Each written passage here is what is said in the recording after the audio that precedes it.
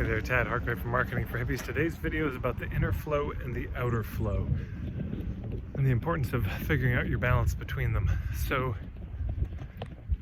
in business, there's an inner flow. There's your intuition, your own sense of guidance. Then there's the outer flow, the feedback you get from other people, market dynamics and patterns and trends.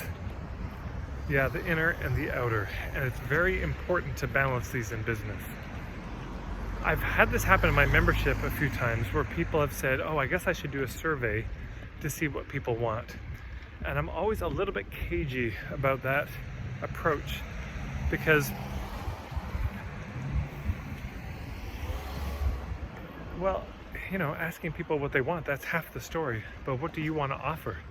That's the other half of the story. You know, I did a video a while ago called Artist and Entrepreneur, something like this, in niching. The artist is the what do you want to create?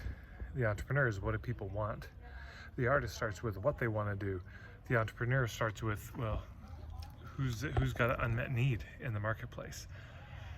So sometimes people say, well, I should just ask, but then wait, who are you asking? Oh, just put it on Facebook and ask what people need for help. This is too broad. You're going to get so confused by so many different people needing so many different things. I've had it in the membership program at marketingforhippies.com/membership if you want to check it out. I've had it in the membership where people are saying, well, I should just ask you, what do you all think about this? And it is helpful to get other people's perspectives, but it's not the full picture. Who are they asking? They may be asking people who are not their ideal client. Whose opinion do you want? Your ideal client. And this is why the niching work is so important. Once you know who your ideal client is, yeah, I mean, surveys all day, every day. Ask them what they want. Listen to them. Pay attention to what they're wanting. Absolutely. But if it's not your ideal client, you're getting bad advice, or you're getting advice from people who just aren't your people. So it can't be that helpful. And then there's the outer flow, or there's the inner flow of, you know, what do you want to do? How do you want to proceed in your business? What are you inspired to create?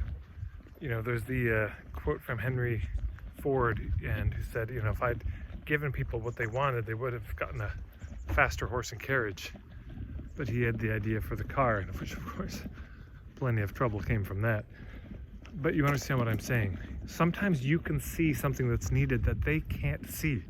And once you offer it to them, oh my God, this is what I've always wanted, and I didn't even know to ask for. So it's there's a balance there, yeah, between your intuition, your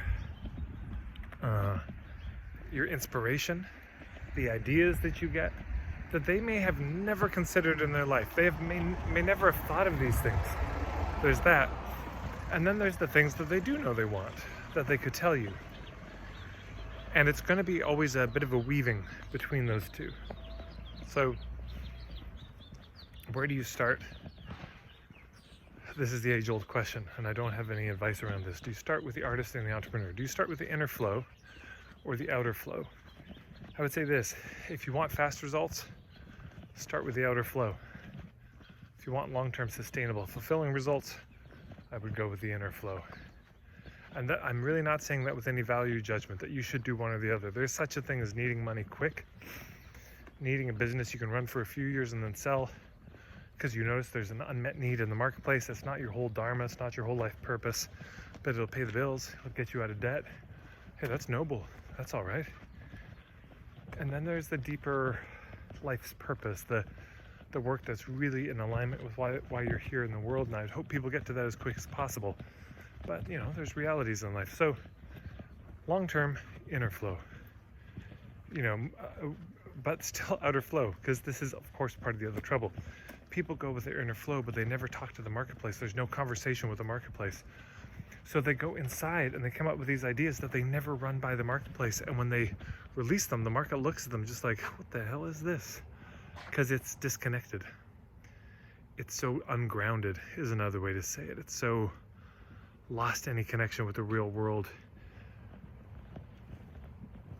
And similarly, if you go too far the other way, and it's just the outer flow of what do people want and what seems to be, what's there a lot of buzz about, you know, then it can lose its soul. It can lose its, there's nothing unique about it. The artist creates very unique things. By definition, the artist is making things that nobody's ever seen before. This is the amazing capacity of humans. Someone say one of our divine capacities is create something out of nothing.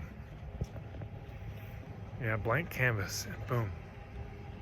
So you lose that spark if you go too far down the entrepreneur path, if you get stuck in the outer flow. So it's always going to be a tension between these two. It's going to be a dance. It's going to be a wrestling match, whatever metaphor you want to use. It'll be a balancing between the inner flow and the outer flow. And that's what we're entrusted with. I can't give you any advice on that, other than to notice which one you're most guided by and to wonder about which one you might need to lean on. Yeah. If you've been all inner flow for years, you might need to check in with the outside world. But if you've been all outer flow for a while, you might need to just pause and reflect and, you know.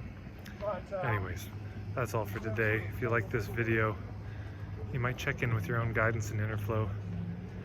Ask yourself what you want to do, and you'll probably find that that inner flow is directing you to the subscribe button right under this video, and then to click the bell icon so you'll know when my next video is coming out.